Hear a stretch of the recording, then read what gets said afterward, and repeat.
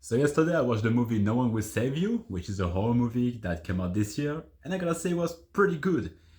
Even though after the beginning I thought I was watching the wrong movie because thankfully it says at the beginning no one will save you in big thing on the screen, but the beginning of the movie has nothing to do with horror trope at all. You just follow the daily life of a girl, of the protagonist, that is named Bryn. She lives in her town and is mostly hated by everyone. You don't know yet why, and she doesn't speak to anyone because nobody speaks to her unless it's for insulting her at some point. But yeah, and there's nothing horror or alien about it. It's just her shitty life, and you kind of feel sad for her. And later you will know. By the way, I gotta say this video will contain spoilers. Obviously, I want to talk about the movie. I want to talk about what I thought and what I enjoyed and didn't. So spoilers uh, will come through. And so we start the movie with Bryn living a shitty life, and let's get to the meat of it.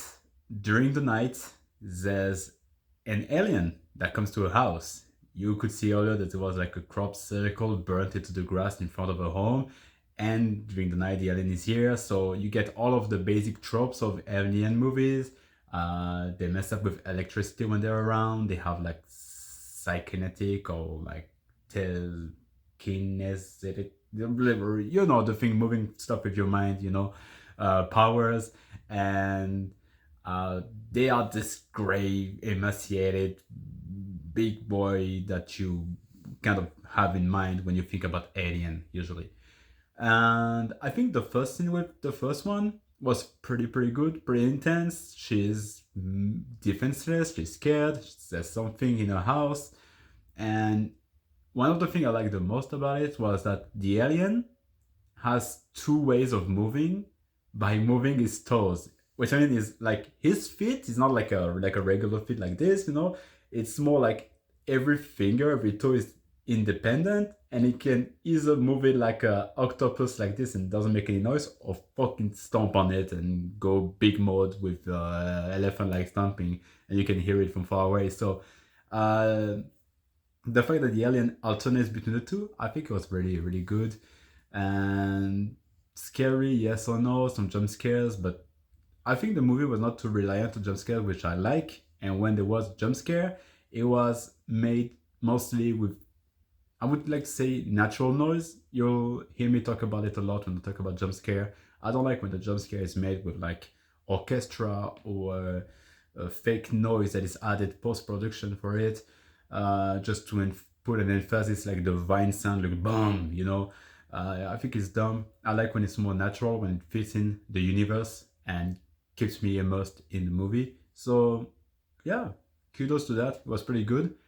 The only goofy part is that so the alien is basically like maybe 1 meter 80 tall or 2 meters tall. Well, it is very tall, even more when he stands on his toes. And there was a scene where he see her in a reflection and she's hiding beside the fridge. And so with his power, he opens the fridge and she's enclosed behind the door of the fridge. And when he gets to her, she can see his feet, yeah. But he's supposed to be towering above the fridge, which is just, you know, mid-height for us human. But instead, you can just see his fingers slowly creeping like this, and then his head going like so. What you imagine in your head is that he was just squatting like a crazy man and just going like, you know. So it was kind of goofy and made me laugh just thinking about the alien squatting. And you have confirmation that he was indeed squatting later because one of the other alien also squats at some point. But we get to that. By a stroke of good luck, she's gonna kill him, and then she's gonna try to go to the town next day. She's very like stressed about it, and she wants to talk about it to the police. But then she meets the parents of a best friend that she writes a letter to in the movie, and the mom just spits in her face. It was very realistic and very disgusting and all, and no one wants to talk to her. So she goes back home. But on the way back home, she sees a bus, and she's like, oh, maybe I should. Well, you think, you interpret it because she doesn't speak in the movie. She like just sings at one point, but she doesn't speak. So you think like she wants to get away and all, and when she gets inside the bus, surprise, surprise, there's some people in the bus that are infected with a parasite in the neck, inside the throat. And those people try to attack her, specifically her. Why her, I don't know, because there were some other people. But then you kind of understand that you see the cropsicle a bit everywhere, so it's a mass attack. It was it wasn't just her specifically, but like a lot of coordinated assault from the alien. And she goes back home instead, well, after trying some other way, like the church, I think she tries or something, but nothing is open. And the title says it, no one will save you, so there's no escape. So she goes back home, and you can see that there's some kind of big UFO coming away. And one point I liked is that during this sequence, you can hear like the sirens going on. So at least the world is aware that something is going wrong and probably gonna retaliate. But then she gets on big girl badass mode and tries to barricade herself, get some weapons and stuff ready, like boiling some water to get some hot water and hot pan to defend herself, getting a paper cutter in a pocket and everything she can, and just barricading the door that was broken as well. But the alien come back, and they go back big mode with big power and the UFO, and they destroy the barricade she made, and they retrieve the corpse of the first alien that she killed by accident while defending herself. And so begins the second invasion, where they sent two more actually in a house.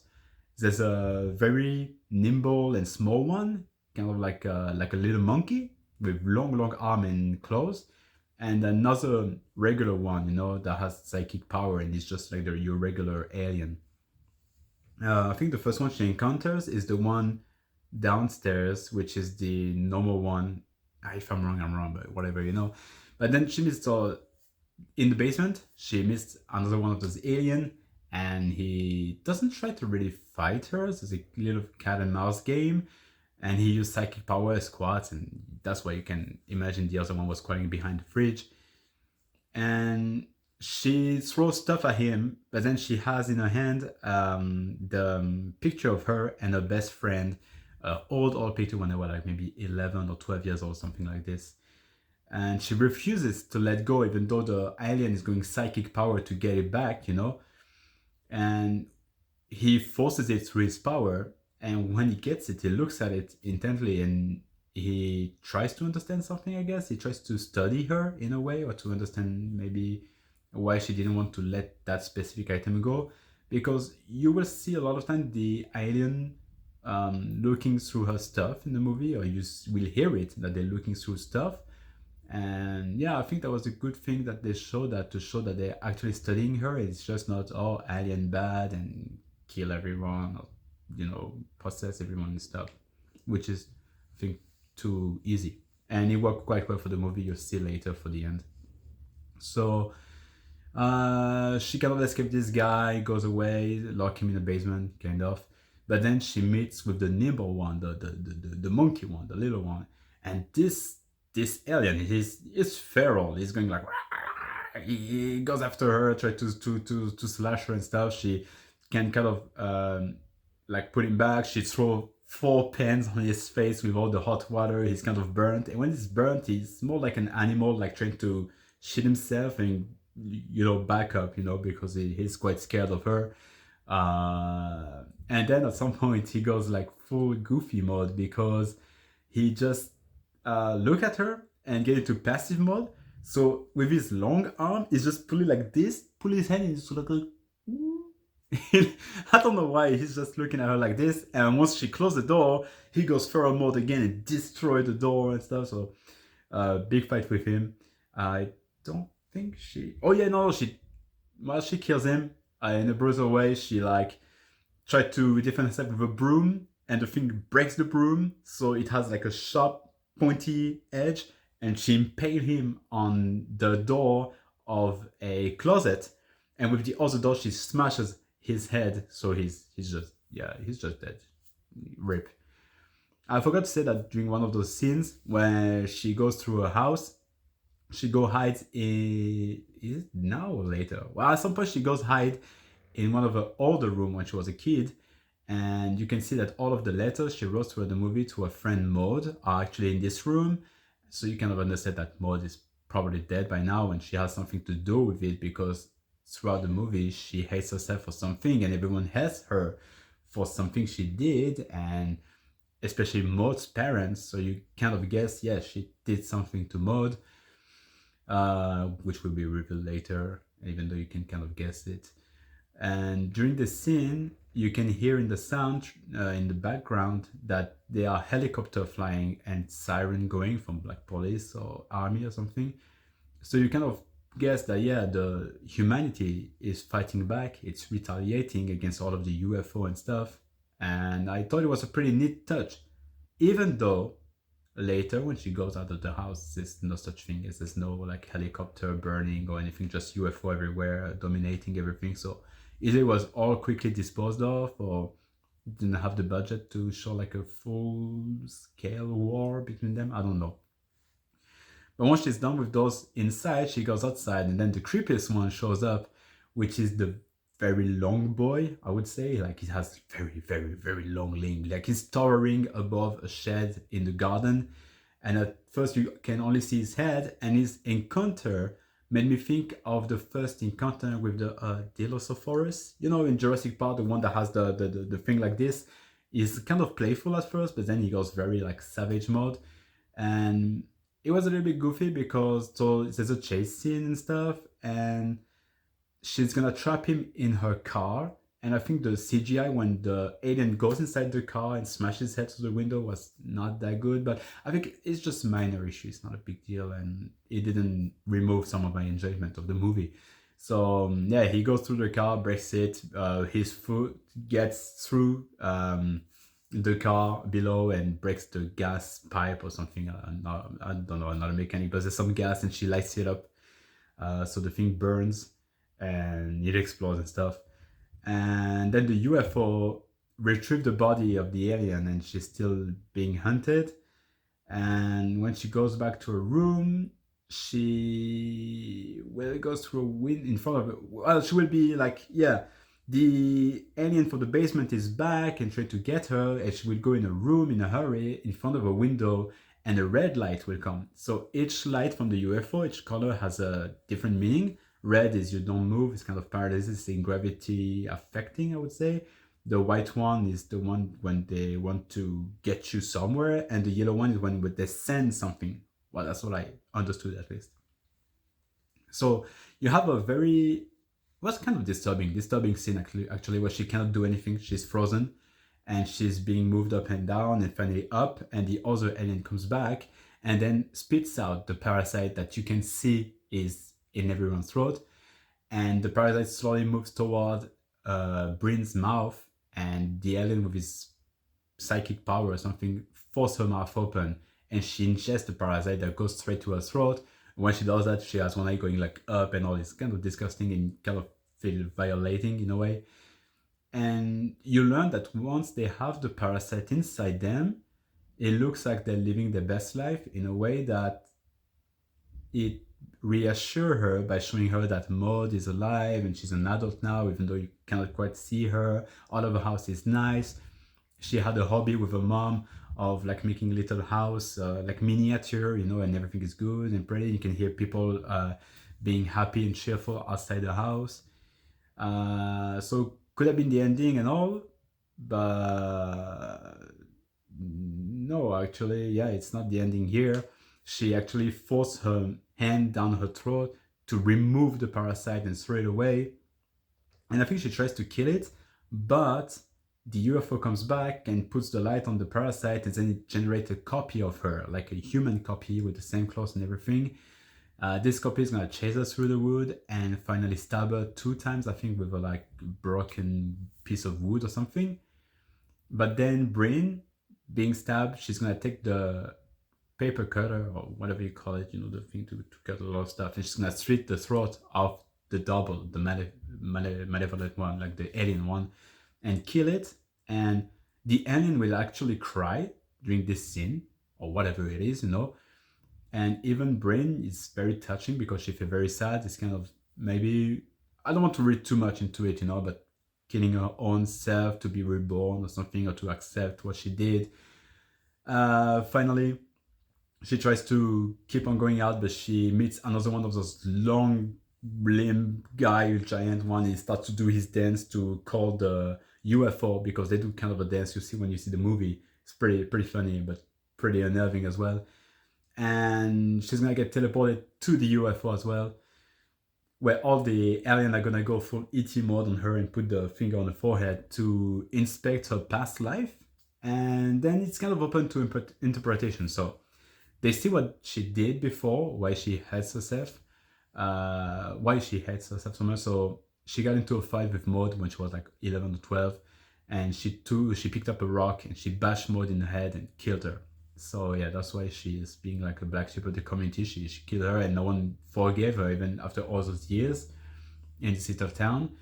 And once they saw that, the alien, they kind of talk to the UFO itself, so maybe sending a message to like the overlords or something. I don't really know. We don't understand what they say. It's just noises, and they send her back to Earth. And when she's being sent back, she kind of acts like she doesn't want to be sent back. So kind of like she has been understood by someone for the first time in her life, or someone just took the time to understand what she was going through for the first time in her life.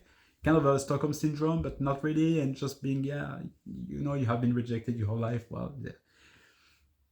So she's lying on the floor, looking up, and then you can see a lot of light on her face, like blue, red, and stuff, like kind of like a firework, almost as if the alien are doing like a show for her. What I guess is that it's the laser beam from the UFO picking people up, putting alien and stuff, and she's just finds it amazing.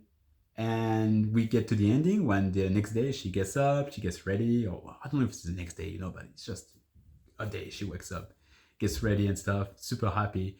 And she goes to town, and everyone is like being super gentle with her, like kind of saying, waving hello and stuff. When at the beginning, like the totally opposite beginning of the movie, no one likes her, but now everybody likes her, and you can see that everybody has a parasite in the throat, so they're all alien now. And she goes to town, it's just like this huge party. She starts dancing with everyone. She's super happy, singing and all, and yeah, living her best life. And then looking directly toward the camera, toward us. So you're kind of happy because it's a happy ending for her, but it's a super bleak one. Like, we lost, we got destroyed by the alien, and you can see at the last shot all of the UFO everywhere circling around in the sky. So yeah, a lot of interpretation about why they left her alive. You could say it's because she killed a human before, so maybe they're like, oh, she's on our side then. Or maybe it's because they understood that she meant no harm to the alien, and that she was already rejected by humans. So maybe they could, enemy of my enemy is my friend. So, I don't know, but I just think it was pretty cool, pretty surprising in a way. And I really liked that they took this kind of risk to leave so many things open to interpretation. And yeah, I would give, on a scale from 1 to 10, I would say maybe like a 7, 7, 8. 7, 8, something like this. Yeah.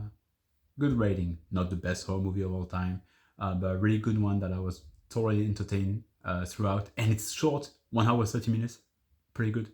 Yeah, that's my thing. Thank you very much. Nobody has time to watch maybe sometimes like 3-hour movie at night or something. So yeah, good movie. No One Will Save You. If you have Hulu, you can watch it, I think. And yeah, just get your hand on it, streaming service or anything. And I recommend it. Good watch. All right, bye.